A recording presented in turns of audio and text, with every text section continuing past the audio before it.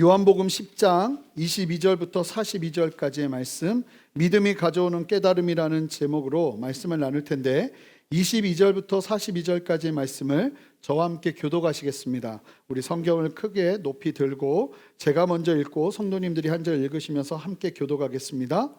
예루살렘의 수전절이 이르니 때는 겨울이라.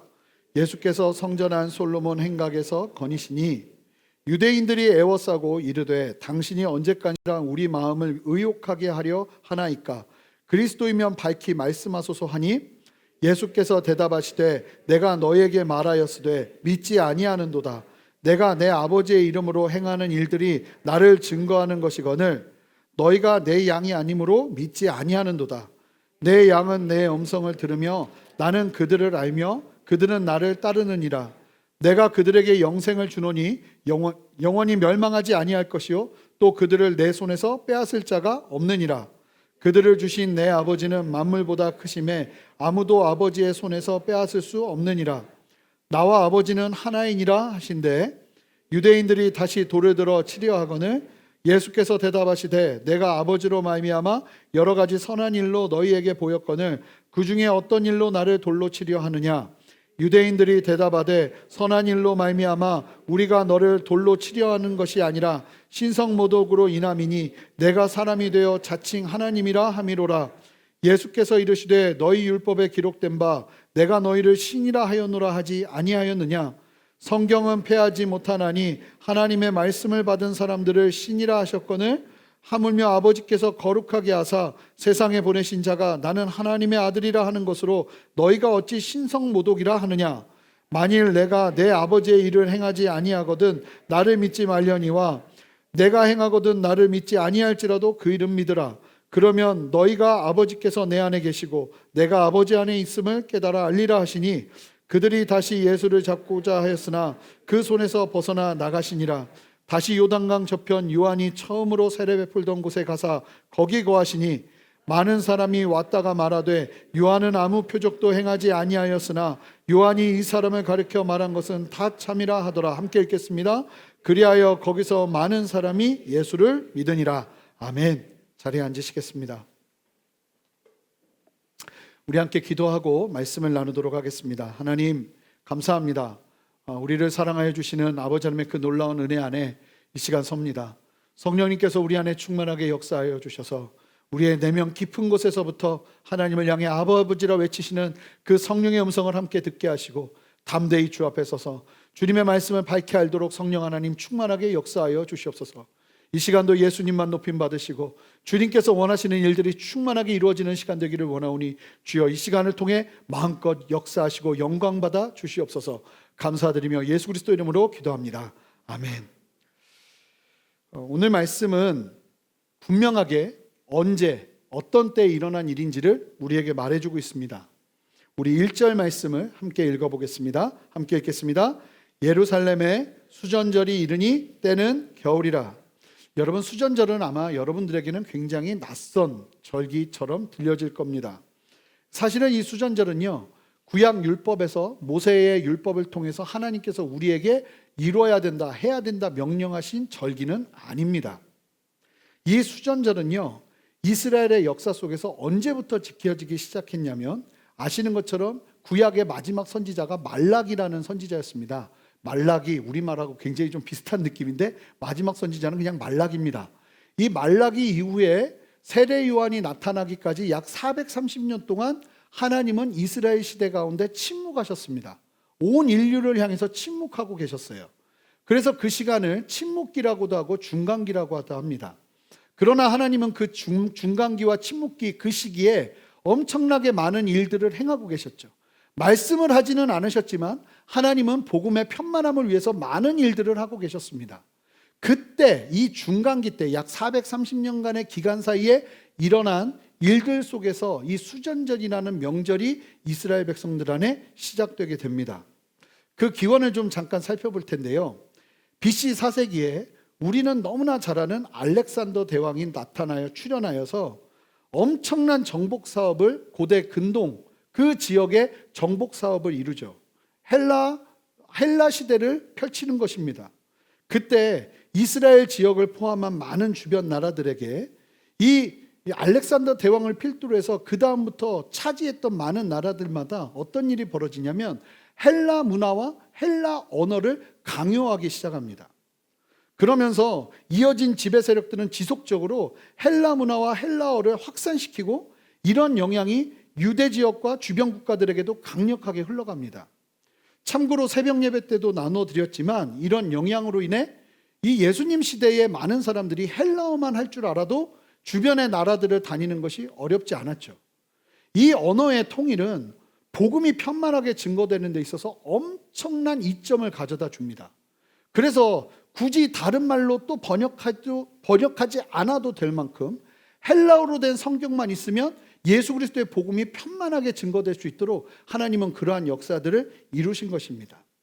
그런 역사적인 배경 안에서 이스라엘이 후에 누구의 지배를 받게 되냐면 시리아라는, 우리에게는 시리아로 알려진 셀레우코스 제국이라는 그 지배 아래 놓이게 됩니다. 근데 이 셀레우코스 제국이라는 이 제국에 한 왕이 나타나는데 그 사람이 안티오쿠스 4세라는 사람입니다. 이걸 굳이 외우실 필요는 없어요. 안티오쿠스 4세라는 왕이 나타나는데 이 사람이요, 유대인들을 너무 싫어합니다. 그래서 이 사람이 왕이 되어서 이 로마에게 철저하게 어떻게 보면 무시를 당하고 난 다음에 화풀이를 누구에게 하냐면 이 유대인들에게 합니다. 그래서 돌아와서 8만 명을, 유대인 8만 명을 학살해 버립니다. 그리고는요, 이 유대인들에게 어떤 정책을 펼치냐면 제우스 신을 섬기게 하고 할례를, 이 유대인들에게는 할례는 생명이거든요. 남자들은 무조건 할례를 받아야 되는데 이 할례를 절대로 못하게 하고 율법책들을 다 태워버립니다. 그리고는 율법도 지키지 못하게 하던 그는 BC 167년에 예수님이 오시기 약 167년 전에 유대인들의 성전 제단에 무엇을 제물로 드리게 하냐면 일부러 돼지고기를 제물로 드리게 합니다. 이게 우리한테는 굉장히 충격적이지 않을 수 있는데 유대인들은요, 천인 공노할 노릇입니다. 하나님의 제단에 굽이 달린 짐승을 제물로 드린다는 건 있을 수가 없는 일이에요. 왜 이와 같이 안티오쿠스가 이렇게 돼지를 제물로 드리게 하느냐? 하나님의 성전을 모독하기 위함입니다. 이때부터 이 성전에 이 헬라적인 예배가 진행되기 시작하고 유대인들을 다 쫓아내버립니다. 그 일로 인하여 유대인들은요, 이 성전을 빼앗겼다는 생각 때문에 큰 충격을 받고 이로 인해 경건한 유대인들이 목숨을 걸고 싸우기 시작합니다. 그 대표적인 선두주자가 누구였냐면 이 별명이 망치유다라는 사람이었습니다. 망치유다. 굉장히 거친 사람 느낌 나죠? 이 사람의 진짜 이름은 유다 마카비라는 이름이었는데 사실은 마카비서라고 해서 외경이 있습니다. 우리 성경에 66권의 성경이 담겨져 있는데 이 66권 말고도 여러 역사적인 기록들이 있는데 우리 기독교는 이것이 성경만큼의 권위를 가지지 못한다 해서 정경에 포함시키지는 않았고 외경으로 분류하는 것들이 있습니다. 그 외경으로 분류하는 책 중에 이 마카비서가 있습니다. 그 정도로 이스라엘의 역사 속에서 이 마카비라는 사람은 아주 중요한 역할을 감당합니다. 이 셀레우코스 제국의 압제 아래서 이스라엘 백성들을 일으켜서 이 마카비가, 유다 마카비가, 망치 유다가 이 이스라엘 백성들을 데리고 어떻게 싸우냐면 게릴라전을 합니다. 1대1로 싸울 수 있는 힘이 없기 때문에 게릴라전을 수행하면서 3년 동안 끈질기게 싸우다가 결국은요, 안티오쿠스 4세 그 군대가 도망가게 됩니다. 그들이 철수하게 돼요. 그러면서 BC 164년에 성전을 회복하게 됩니다. 3년 만에. 이 수전절이라는 이름은요, 어떤 뜻이냐면 전쟁에 승리한 이들이 성전을 회복했다는 의미에서 붙여진 이름입니다. 이 성전 회복을 기념하면서 만든 절기가 수전절이에요. 그런데 이 성전을 회복할 때 일화가 전설처럼 내려오는 일화가 뭐냐면 유대인들이 헬라 이방인들을 물리치고 성전에 들어갔을 때 버려진, 하나님을 예배하는 데 사용됐던 금등잔 있지 않습니까? 이 금등잔을 찾아서 불을 켜려고 하는데 너무 급하게 들어오다 보니까 금등잔에 부을 기름의 양이 하루분값밖에 없었던 거예요. 그런데 놀랍게 기적이 일어났는데 하루면 없어져야 될 금등잔의 기름이 8일 동안 지속되면서 등잔에 불을 키면서 이 성전을 정화시키고 정리하고 준비할 수 있었다고 합니다. 그 기적을 기념하면서 이 수전절에 어떤 일을 하냐면 수전절이 되면 8일 동안 절기를 지키는데 유대인들은 가정마다 등불과 촛불을 켜서 이 절기를 기념했던 것입니다. 그래서 이 수전절을 다른 말로 빛의 날이라고 불렀습니다. 빛의 날. 자, 이것을 굳이 이렇게 길게 설명하는 이유가 있습니다. 조금 있으면 말씀을 나누게 될 텐데, 이 수전절에 예수님이 나타나셔서 행하신 일을 오늘 말씀이 기록하고 있습니다. 이 수전절은 겨울입니다. 그리고 이때가 지난 본문이 있었던 때가 아시는 것처럼 초막절이었습니다. 예수님이 십자가 지시기 전에 6개월 전에 초막절이 있었는데, 그 초막절 때 일어난 일들을 가지고 지난주까지 우리가 말씀을 봤는데, 오늘 본문이 수전절이기 때문에 딱 3개월이 지난 시점입니다. 이제 오늘 이 사건이 있고 난 이후에 예수님은 3개월 후에 십자가를 지시고 돌아가시게 됩니다. 그때 일어난 일이에요.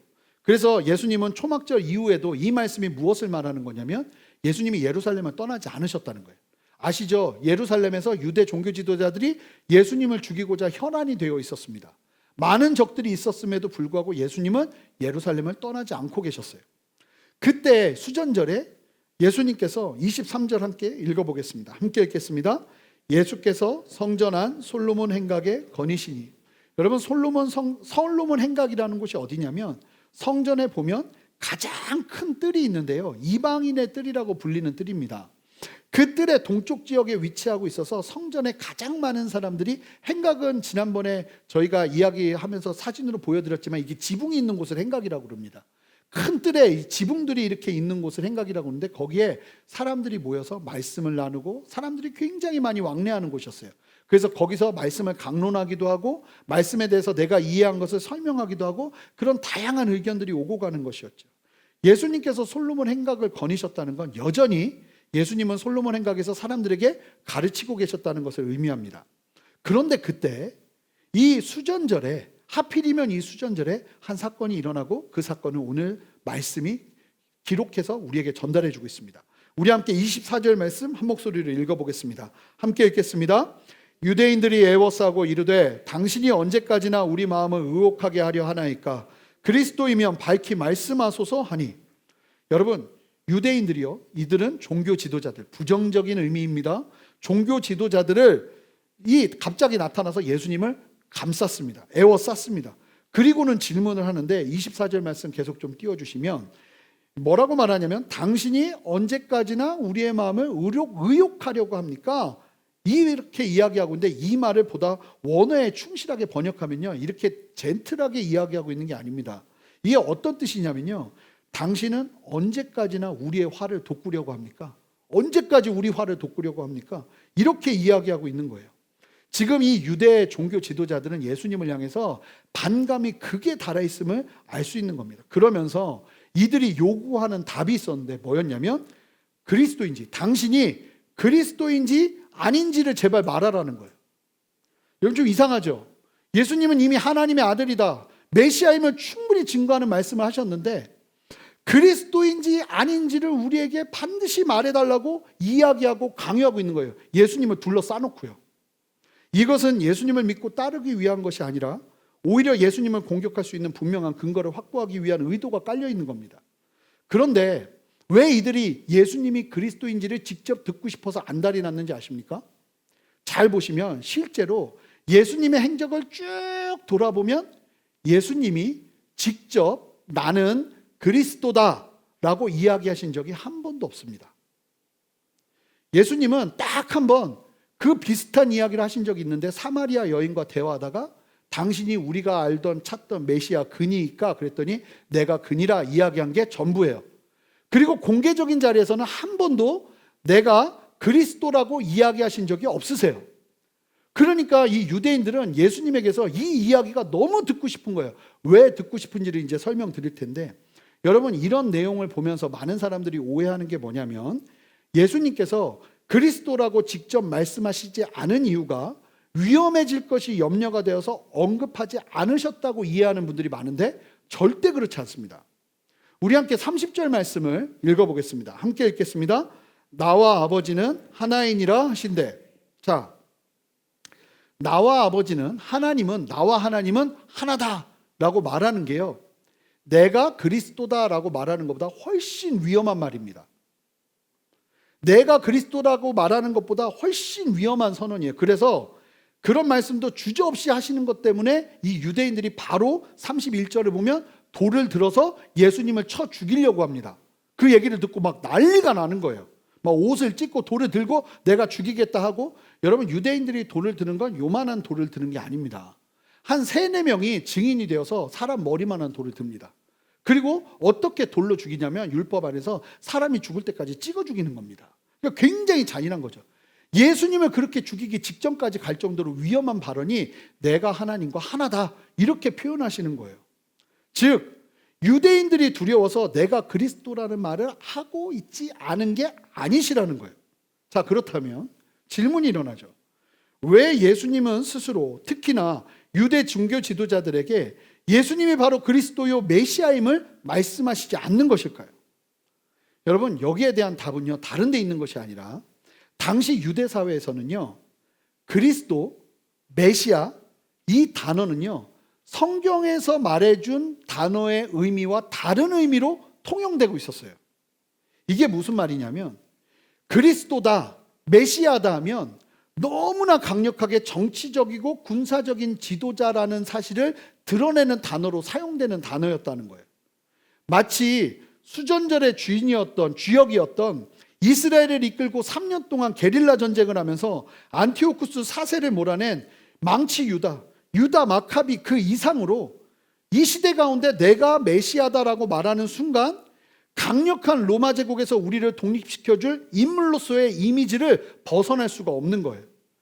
그 용어가 바로 메시아, 그리스도였어요. 그러니 사람이 메시아다라고 당시에 말하기 시작하면 사람들은 어떻게 이해하냐면 이 사람이 이제 우리를 이끌어서 로마의 압제에서 우리를 자유케 할 것이라는 의미로 유대인들이 이해하기 시작하게 되는 겁니다. 당시에 하나님의 말씀하신 뜻과 전혀 상관없는 메시아의 의미가 너무나 강력했기 때문에 그리스도라는 용어를 예수님이 사용하지 않으셨다는 거예요.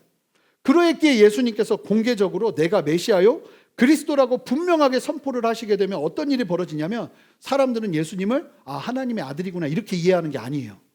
내가 그리스도다 하면 그 순간부터 예수님은 뭘 하셔야 되냐면 사람들을 불러일으켜서 폭동을 일으키면서 이스라엘을 독립을 시키는 일에 선두주자로 서야만 할 수밖에 없는 거예요. 예수님이 그리스도다라고 이야기하면 너무나 잘못된 이해를 할 것이기 때문에 예수님은 의도적으로 그 용어를 사용하지 않으시는 것이죠. 여러분, 예수님께서요 갈등이 두려우셔서 스스로를 메시아나 그리스도라고 직접 언급하지 않은 것이 아닙니다. 예수님을 유대인 자신들이 생각하고 기대하는 메시아의 기대를 갖지 않도록, 그리스도의 기대를 갖지 않도록 철저하게 배제하고 계시는 거예요. 그래서 예수님은요 그리스도라는 용어를 직접 사용하지 않으세요.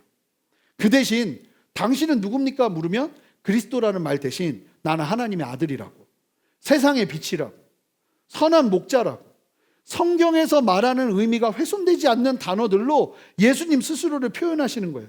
그렇게 말씀하시면서 예수님의 이 땅에서의 명확한 신분을 말씀하고 계시는 거예요.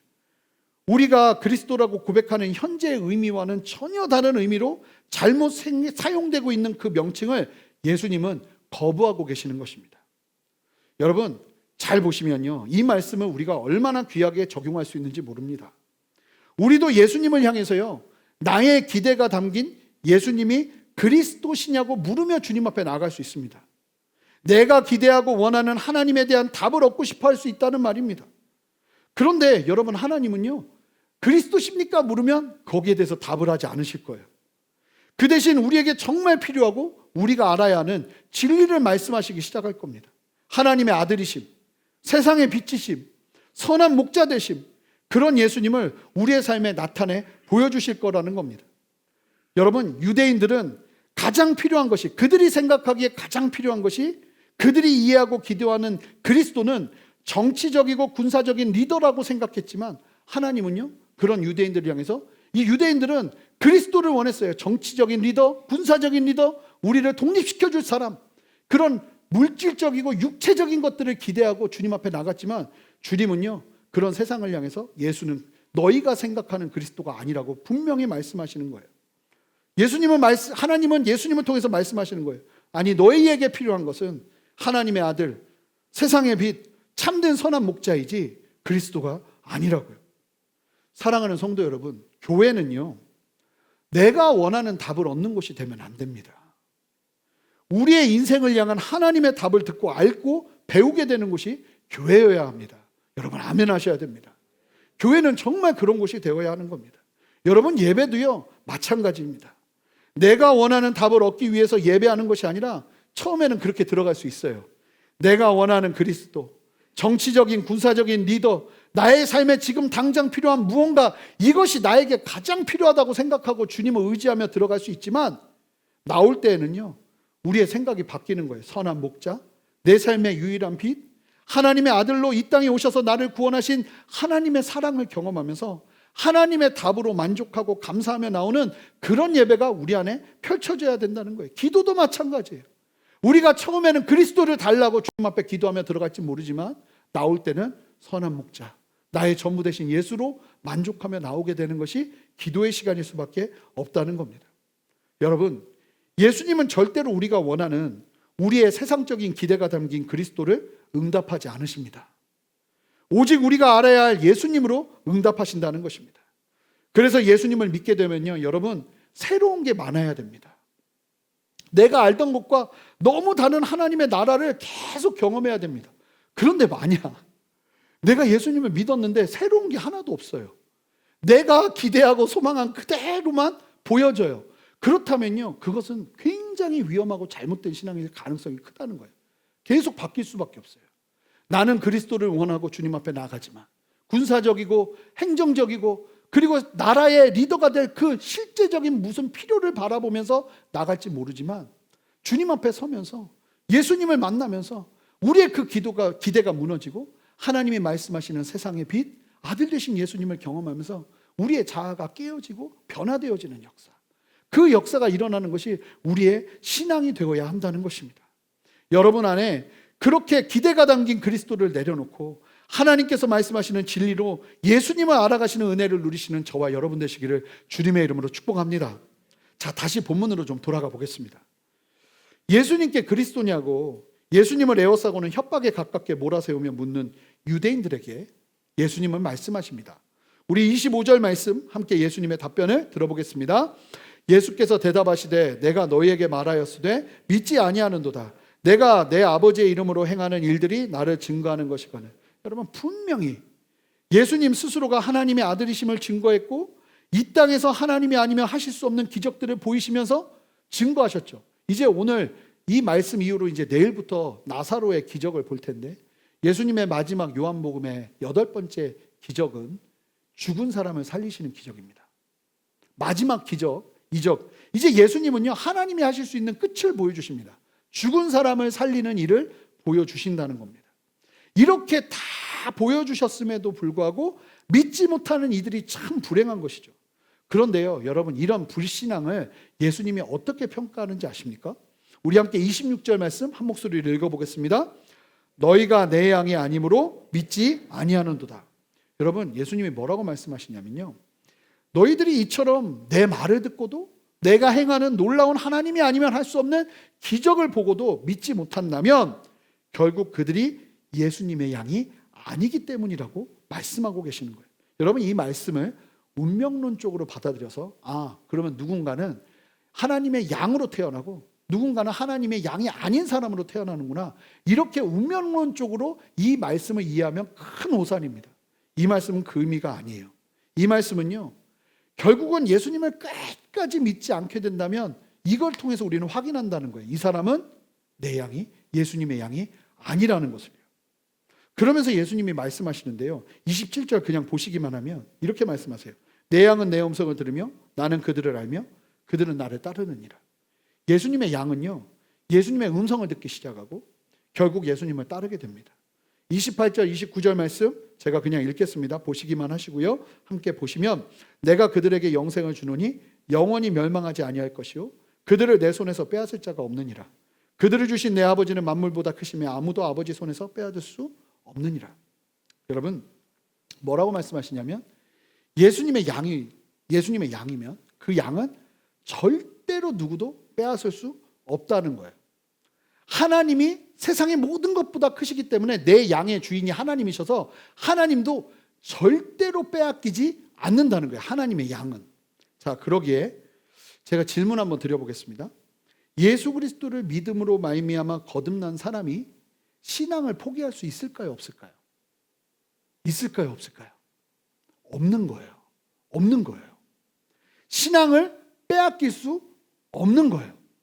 만약에 이런 두려움이 있을 수 있어요. 난 예수님 믿는다고 했는데 구원받지 못하면 어떡하지? 이거 있을 수가 없는 거예요. 내 안에 예수 그리스도를 믿는 참된 신앙이 있고 또 내 안에 성령께서 거하고 계심을 내가 분명하게 경험한다면 그것만큼 강력한 확증은 없는 거예요. 그리고 이 믿음은요, 우리가 혹여나 잘못된 일을, 제가 새벽 예배 때, 토요일 새벽 예배 때 설교 때 말씀 나누었는데 제가 질문 드렸잖아요. 예수님을 믿어요? 예수님을 믿고 열심히 신앙생활을 하다가 잘 신앙생활을 하고 있었는데 갑자기 옛날에 초등학교 친구를 만난 거예요. 그 친구가 야, 내 소원이 있는데 한 번만 나랑 술집 좀 가서 술 좀 마시며 이야기 나누자. 그래서 내가 평생 예수님에서 살았는데 한 번쯤 뭐 마셔도 괜찮겠지 하고 이분이 들어갔어요. 들어가서 또 친구가 야, 나만 마실 수 없지 않냐, 너도 한 잔 좀 마셔봐라. 그렇다고 여러분들 술 마시라는 얘기 아닙니다. 이제 마셔봐라 그런다고 해서 그 한 잔 딱 마시고 있는데 하필이면 그때 건물이 무너져서 죽었어요. 자, 그러면 이 사람은 구원 받을까요? 구원 받지 못할까요? 술 마시다 죽었는데 구원 받아요? 구원 받아요. 구원 받아요. 우리의 행위로 구원 받는 게 아니에요. 예수 그리스도를 믿는 믿음으로 받는 거예요. 행위로 구원 받는다는 건 율법의 저주 아래로 들어가는 거예요. 예수님 말씀하시는 거예요. 내 양은 내 음성을 듣고 나를 따라오는데 내 양을 어느 누구도 빼앗아갈 수 없다고요. 여러분, 예수 그리스도 안에 있다면 여러분들은 안전합니다. 주님은 반드시 여러분들을 끝까지 이끄실 거예요. 그런데 만약 예수님을 믿는다 하는데 갑자기 보니까 그 사람이 갑자기 신앙을 거절하고 예수님을 끝까지 부인하다가 죽는다 하면 그건 어떻게 우리가 이해해야 될까요? 예수님을 믿는다고 했다가 예수님을 부인하고는 끝까지 예수님과 상관없이 살다가 죽어요. 그러면 그 사람은 어떻게 되는 걸까요? 예수님의 양이 아닌 거예요. 원래가 믿었다고 생각하지만 믿지 않았던 거예요. 진짜 믿었다면 절대로 그럴 수 없다는 거예요. 이 진리 안에서 흔들리지 마시기 바랍니다. 담대하게 서시기 바랍니다. 그러면서 예수님 양을 하나님 아버지께서 예수님에게 주신 것이라고 말씀하시며 자신의 뜻과 성부 하나님의 뜻이 같음을 이야기하면서 30절에 선포를 하신 거예요. 그래서 하나님과 나는 하나다. 그랬더니 유대인들이 이 얘기를 듣고 이 감히 네가 어디 예수 네가 어디 감히 하나님과 하나라고 하냐며 돌을 들고 죽이려고 합니다. 이런 일이 예수님은 벌써 2번이나 있으셨습니다. 그런데 지난 요한복음 8장에 보면 유대인들이 돌을 치려 하니까 예수님이 바로 사라지셨어요. 도망치셨어요. 그런데 이번 말씀을 보면요, 그럼에도 불구하고 돌을 치려고 하는 그들에게 예수님은 사라지지 않으시고 도망치지 않으시고 예수님께서 당당하게 그들의 말에 대답을 하시기 시작하는데, 우리 함께 32절 보시면 이렇게 묻습니다. 먼저 한번 보시기만 하면, 내가 아버지로 말미암아 여러 가지 선한 일을 행하였는데 그 중에 뭐가 문제가 되냐는 거예요. 이게 무슨 얘기입니까? 내가 한 일 중에, 내가 지금까지 한 일 중에 하나님과 상관없는 일이 있으면 말해보라는 거예요. 내가 하나님의 신성모독을 한 것이 있으면 말해보라는 거예요. 그랬더니요, 유대인들이 뭐라고 말하냐면 33절 보시면 뭐라고 말하냐면 네 행동이 문제가 아니라는 거예요. 사람인 예수가 스스로 하나님이라 말하니 신성모독이기 때문에 내가 너를 죽여야 되겠다고 이야기하는 거예요. 자, 그러면 예수님이 아무 말씀 못 하실 것 같잖아요. 예수님이요, 구약 성경을 들어서 아주 놀라운 말씀을 하시기 시작하는데 34절부터 36절까지 말씀을 한 목소리로 읽어보겠습니다. 함께 읽겠습니다. 예수께서 이르시되 너희 율법에 기록된 바 내가 너희를 신이라 하였노라 하지 아니하였느냐. 성경은 패하지 못하나니 하나님의 말씀을 받은 사람들을 신이라 하셨거든. 하물며 아버지께서 거룩하게 하사 세상에 보내신 자가 나는 하나님의 아들이라 하는 것으로 너희가 어찌 신성모독이라 하느냐. 자, 이런 말씀이 구약에 어디 있을까요? 이런 얘기 들어보셨어요? 하나님의 말씀을 받은 사람은 신이라고 하나님이 얘기하셨다는 거예요. 자, 이 얘기가 어디에 표현되냐면 시편 82편 6절부터 7절에 표현되는데 굉장히 좀 어려운 구절이에요. 그럼에도 불구하고 우리 함께 읽어보겠습니다. 함께 읽겠습니다. 내가 말하기를 너희는 신들이며 다 지존자의 아들이라 하였으나 그러나 너희는 사람처럼 죽으며 고관에 하나같이 넘어지리로다. 하나님이요, 신들이라고 이야기하는데 이 사람들이 사람이에요. 자, 이거 언제 얘기하신 것이냐? 이 시편 82편 6절 7절은 언제를 보면서 하나님의 계시로 이야기한 거냐면 모세가 시내산에서 이스라엘 백성들과 함께 하나님의 율법을 받을 때 하나님이 이 이스라엘 백성들을 향해서 이제 너희는 신이라고 했다는 거예요. 자, 이게 무슨 얘기일까요? 왜 신인지 아십니까? 다른 것이 아니라 이제 하나님의 율법을 받아 율법을 따라 순종하면 그 삶이 거룩하게 되고 정말 하나님처럼 신의 성품에 참여한 삶을 살게 될 것이라는 뜻인 거예요. 이 말씀을 당시 시내산에 있던 율법을 받던 이스라엘 백성들에게 하나님이 말씀하셨다는 겁니다. 그러니까 구약의 깊고 깊은 비밀과도 같은 말씀을 예수님이, 아니 공부도 한 번도 하시지 않은 예수님이, 갈릴리 출신 예수님이 이 유대 종교 지도자들에게 기가 막히게 뚫어내면서 왜 내 말이 문제가 되냐고. 하물며 하나님의 말씀을 지키는 사람도 신이라고 하나님이 얘기하셨는데 하나님으로부터 보냄을 받은 아들인 내가 하나님의 아들이라고 말하는데 어찌 나를 신성모독이라고 하냐고 예수님께서 받아치기 시작하시는 거예요. 기가 막힌 얘기죠. 이 유대인들이 혀를 차는 거예요. 여기서. 그러면서요, 예수님은 유대인들에게 아주 중요한 도전을 하십니다.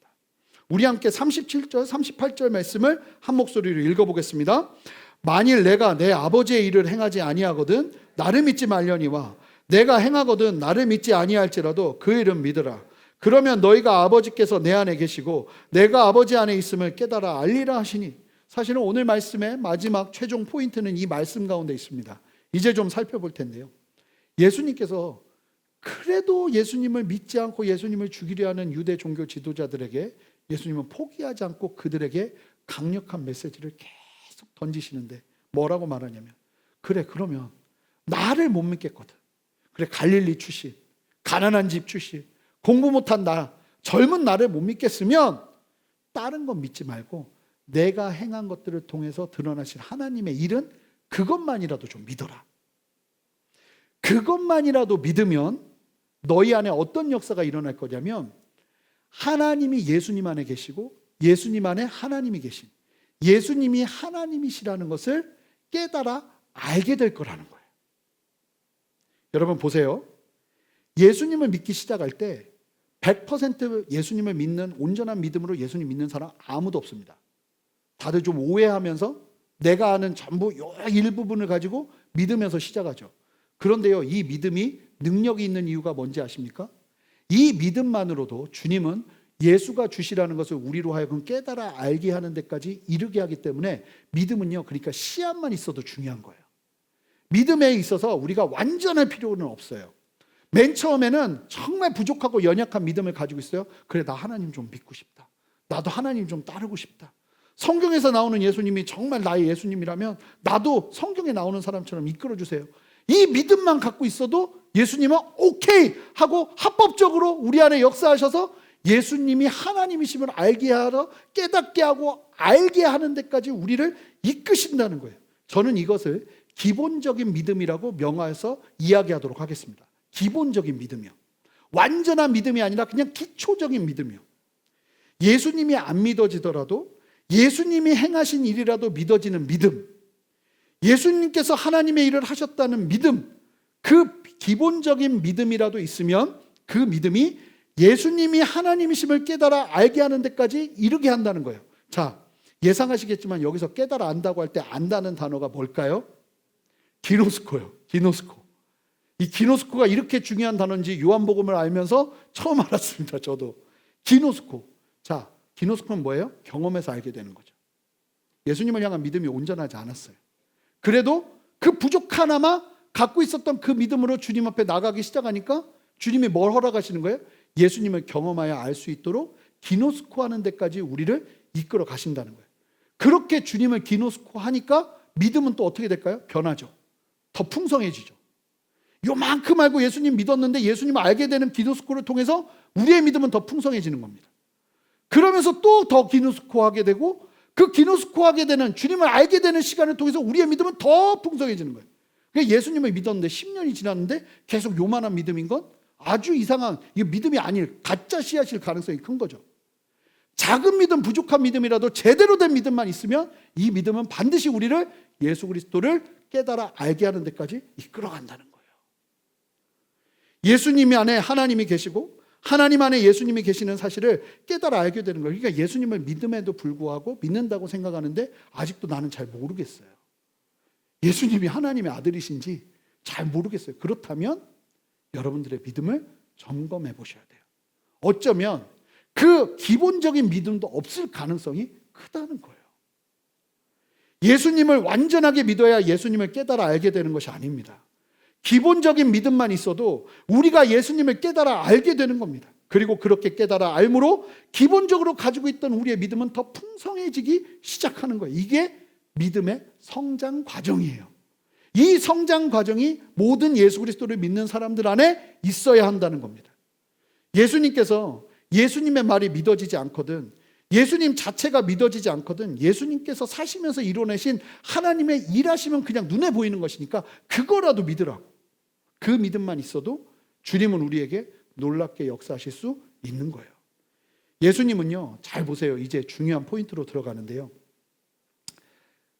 다 됐다, 나 안 믿어도 되니까 내 말만이라도 믿어달라고 하지 않으세요. 예수님은요, 내가 하나님의 일을 이룬 것만이라도 믿으라고 하세요. 여러분, 이게 무엇을 말하는지 아십니까? 말이 중요한 게 아니에요. 삶이 중요한 거예요. 예수님의 삶에서 하나님의 뜻을 이룬 것이 기본 중에 기본인 거예요. 이것만 있어도요, 사람들을 구원의 길로 인도할 수 있다는 겁니다. 여러분, 우리도 마찬가지입니다. 우리에게 있어서 기본 중에 기본은요, 우리의 삶 속에서 예수님의 일하심을 나타내는 순종입니다. 우리가 이 땅에서 살면서 남기는 건요, 우리의 말이 아닙니다. 제가 설교한 이 내용들 아닙니다. 뭐 얼마 지나면, 제가 생각할 때 한 2, 3일 지나면 다 사라질 가능성이 큽니다. 우리의 재산도 아닙니다. 우리의 말은 다 없어지고 우리의 재산도 없어집니다. 우리의 업적도 아닙니다.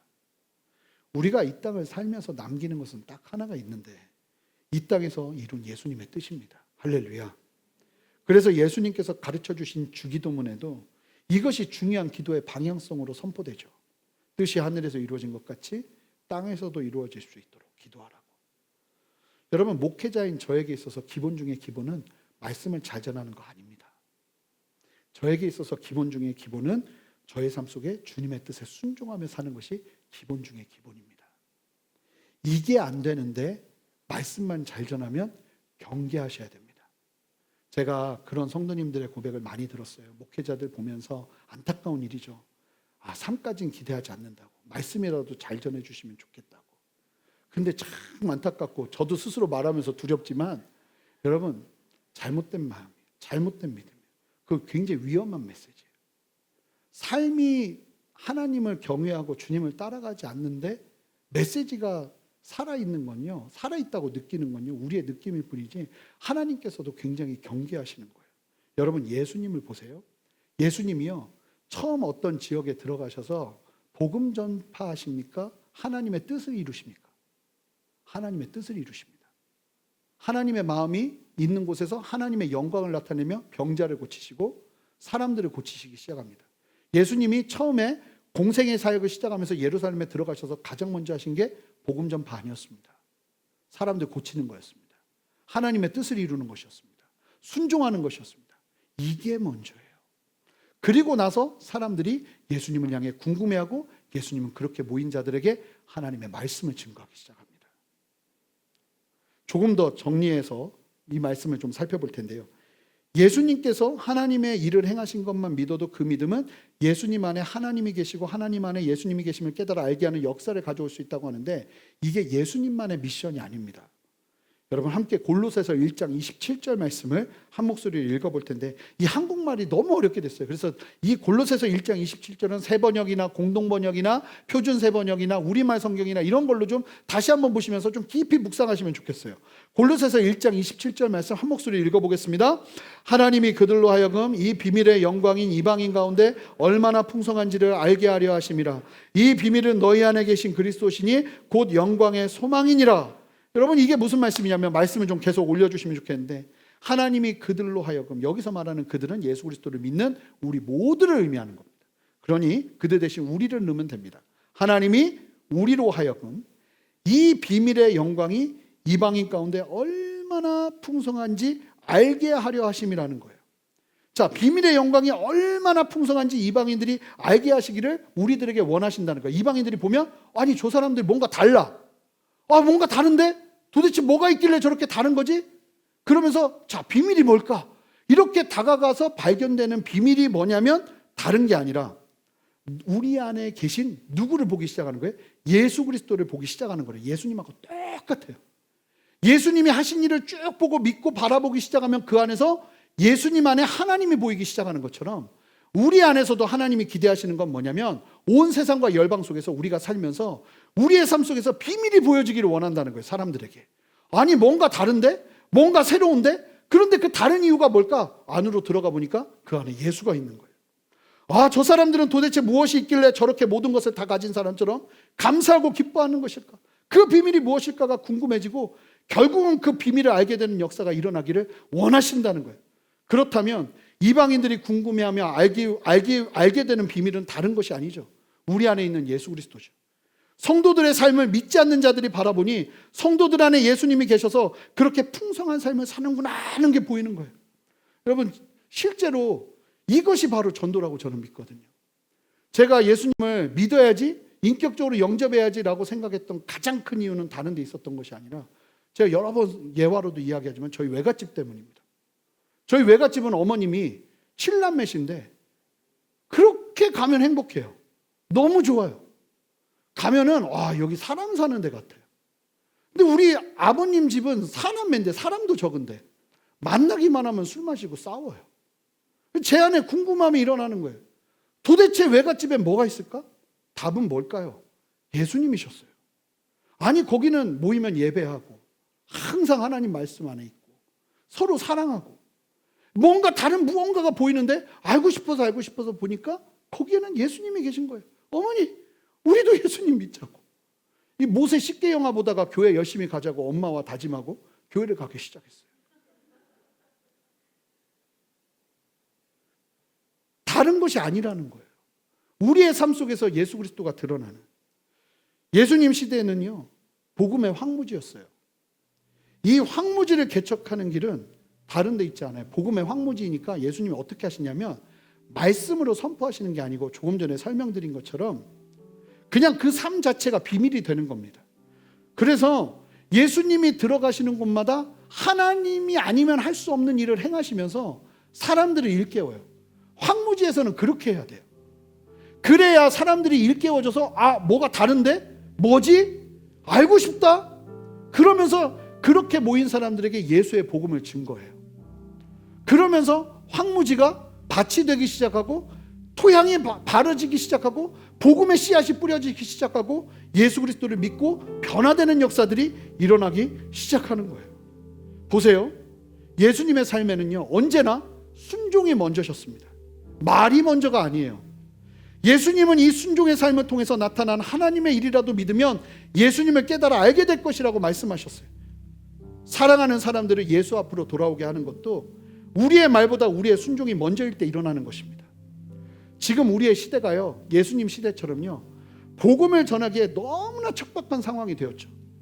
예수 믿지 않는 사람들이 예수 믿는 사람들에게 궁금해하지 않습니다. 더 이상. 이 시대 속에서 예수 믿으면 구원받습니다 하는 얘기가요, 굉장히 힘이 없을 수밖에 없는 이유는 다른 데 있지 않고요, 우리가 살아내지 않았기 때문에 일어난 일이에요. 우리가 살아냈다면 세상은 뭔가 다른데 도대체 뭐지? 그 비밀을 알고 싶다 하면서 찾아가게 돼 있고 알고 싶어하게 돼 있고 궁금해하게 돼 있어요. 그런데 이 시대는 더 이상 우리를 향해서 궁금해하지 않아요. 자, 이 황무지 같은 세상 속에서 우리가 살 수 있는 길은 다른 데 있지 않아요. 말하는 데 있지 않아요. 말 잘하는 데 있지 않아요. 사는 데 있는 거예요. 우리가 예수님의 뜻을 따라서 순종하면서 하나님의 뜻을 드러내기 시작하고 하나님의 능력이 우리의 삶 가운데 드러나기 시작할 때 그때서야 비로소 세상은 예수 그리스도 앞으로 돌아오게 될 거예요. 저는 이 마지막 시대를 사는 우리들에게 다른 무엇보다 말이 아니라 행함이 먼저요, 예수 그리스도의 능력을 나타내고 예수 그리스도의 영광을 드러내며 순종하는 삶이 먼저라는 것을 도전하고 싶습니다. 우리 안에 이 예수님만 보인다면 그것을 통해서 예수 그리스도가 하나님이심을 깨달아 아는 역사로 이어지는 거예요. 이제 말씀을 마칠 텐데요, 사랑하는 성도 여러분, 이 말씀을 통해서 저는 두 가지를 도전합니다.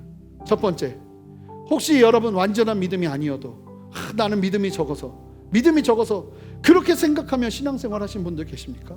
여러분, 이 말씀 보세요. 믿음이 적어도 정말 겨자씨만한 믿음만 있어도요, 우리는요 생명을 경험할 수 있습니다. 하나님을 정말로 깊이 깨달아 알 수 있는 은혜까지 이르고 다다를 수 있다는 것입니다. 그런데 혹여나 여기 계신 여러분들 안에, 함께 예배하는 성도님들 안에 아직도 예수님을 깨달아 알지 못하고 계신다면 여러분, 다른 무엇보다 믿음 구하시기 바랍니다. 하나님, 내가 그 믿음 위에 든든히 서기를 원합니다. 그 마음으로 서시기 바랍니다. 두 번째, 말보다 예수님으로 사는 삶으로 서시는 저와 여러분 되시기를 주님의 이름으로 축복합니다. 이제 우리는요, 전도하는 법이 다른 데 있는 것이 아니라 우리의 삶의 비밀을 드러내기 시작하는 데서부터 전도는 시작되는 것입니다. 여러분, 순전한 교회가 비밀이 있는 교회가 되었으면 좋겠습니다. 할렐루야. 우리 교회가 비밀이 있는 교회가 되었으면 좋겠어요. 그래서 도대체 저 교회는 뭐가 있길래, 그리고 저는 여러분들의 삶이요, 비밀이 있는 삶이었으면 좋겠습니다. 사람들이 알고 싶은 거예요. 도대체 저 가정에 뭐가 있길래, 저 사람들의 삶에는 뭐가 있길래, 저 사람의 삶의 중심에 뭐가 있길래 나와는 다른 것인가. 이 비밀이 계속 우리 안에 견고해졌으면 좋겠습니다. 그리고 비밀의 답이 퍼져가는 역사가 우리를 통해서 일어나야 되는 것입니다. 다른 데 있는 것이 아니라 우리가 아까 불렀던 찬양, 나는 죽고 예수가 살기 시작하는 그 순간 주님은 우리 안에서 그러한 역사로 역사하시는 것입니다. 우리 함께 일어서시겠습니다.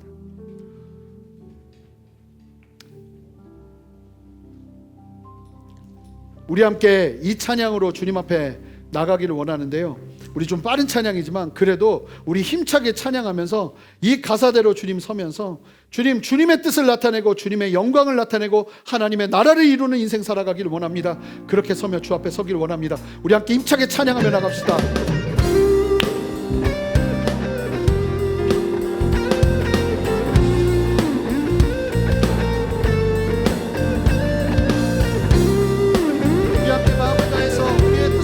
선포하며 고백합니다. 나는 죽고 주가 살고. 선포합니다. 나는 죽고 주가 살고, 나는 없고 주만 있으면 이 땅에서 하나님의 아름다운 나라에. 다시 한번 선포합니다. 나는 죽고 주가 살고, 나는 없고 주만 있으면 이 땅에서 하나님의 아름다운 나라 이루리. 내 안에서 내가 산다면 육체의 열매를 맺으며 육체의 열매. 하지만 내 안에서 주가 산다면, 내 안에서 주가 산다면 성령의 열매. 다시 한번 선포합니다. 내 안에서 내가 산다면 육체의 열매 맺으며 내 안에서 주가 산다면 성령의 열매. 우리 함께 선포합니다. 나는 죽고 주가 살고, 나는 없고 주만 있으면 이 땅에서. 우리 전심으로 선포합시다. 아멘. 아름다운 나라 이루. 나는 죽고 주가 살고, 나는 없고 주만 있으면 이 땅에서 하나님의 아름다운 나라이. 우리 다시 한번 선포합니다. 내 안에서 내가 산다면 육체의 열매 맺으며 내 안에서 주가 산다면 성령의 열매. 나는 죽고 선포합니다. 나는 죽고 주가 살고, 나는 없고 주가 있으면 이 땅에서 하나님의 아름다운 나라 이루. 선포합니다. 나는 죽고 우리 두 손을 듭시다. 나는 죽고 주가 살면, 나는 죽고 주가 살면 주의 나라 이루리. 주가 살면 나는 죽고 주가 살면 나는 죽고 주가 살면 주의 나라 이루리. 나는 죽고 주가 살고 나는 얻고 주가 있으면 이 땅에서 하나님의 아름다운 나라 이루리. 나는 죽고 주가 살고 나는 얻고 주가 있으면 이 땅에서 하나님의 아름다운 나라에. 우리 두 손을 높여줍시다. 나는 죽고 주가 살고 나는 얻고 주만 있으면 이 땅에서 하나님의 아름다운 나라에 이르리. 십자가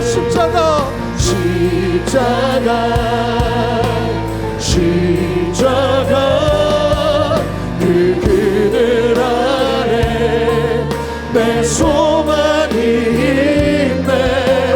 십자가 그 그늘 아래 내 생명이 있네. 십자가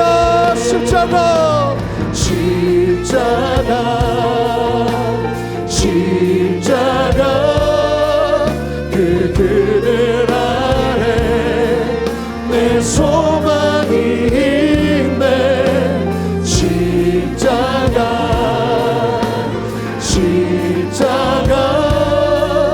그 그늘 아래 내 생명이 있네. 우리 두 가지의 도전을 기억하면서 함께 기도하기를 원합니다.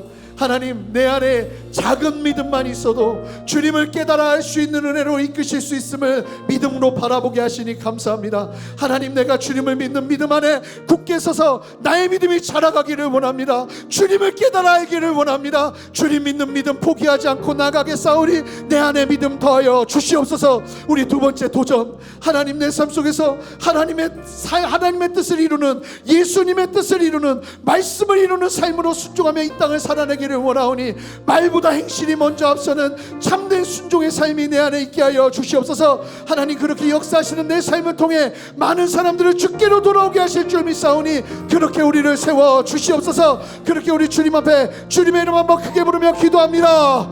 주여! 주님이 역사하시는 주님을 찬양합니다.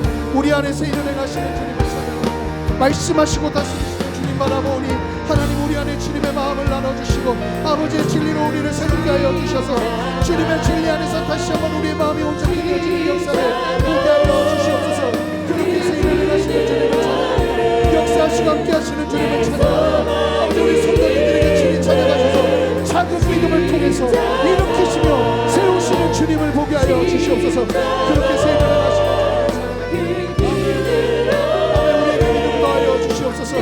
주님, 우리 안에 순종 더하여 주시옵소서.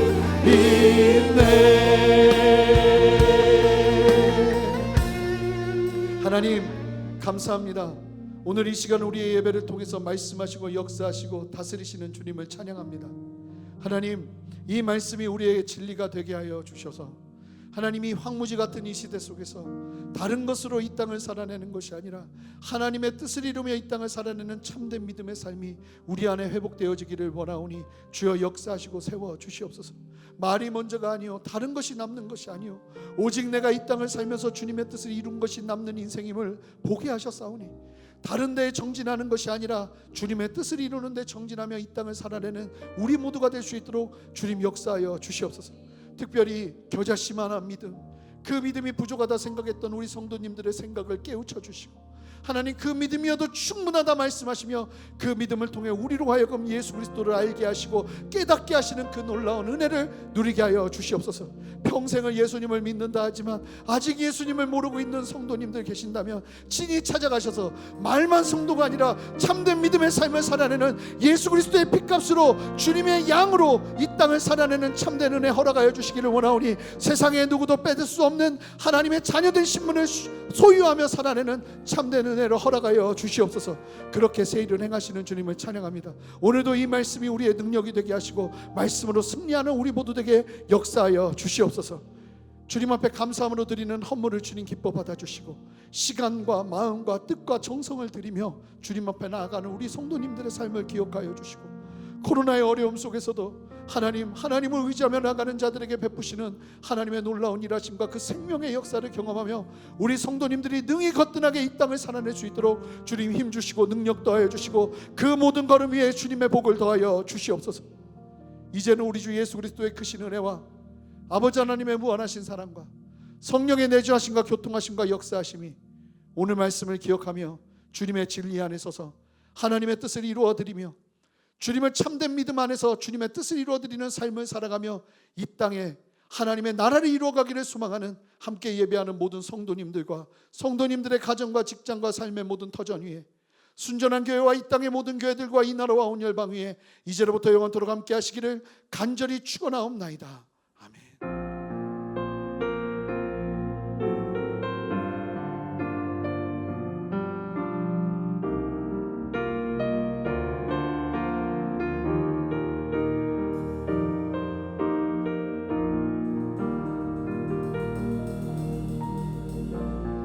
모든 감사와 영광의 박수 주님께 올려드리도록 하겠습니다. 주님 감사합니다. 모든 예배를 마쳤습니다. 다음 이 시간에도 함께 예배하길 소망하며 한 주간도 주님의 이름으로 승리하시길 바랍니다.